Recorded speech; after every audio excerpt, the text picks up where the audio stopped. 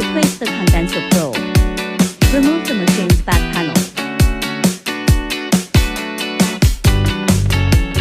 Untie the fixing cable ties.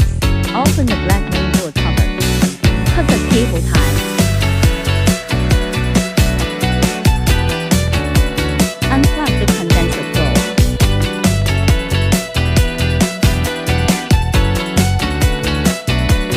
Repair the new condenser probe. Connect the new one to the mainboard.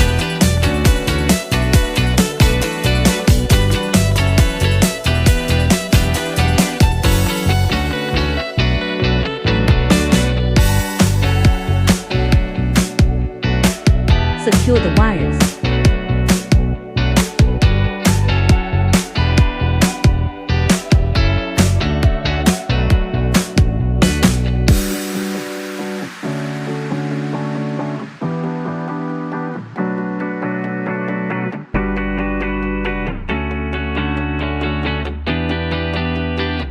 Reinstall the mainboard cover.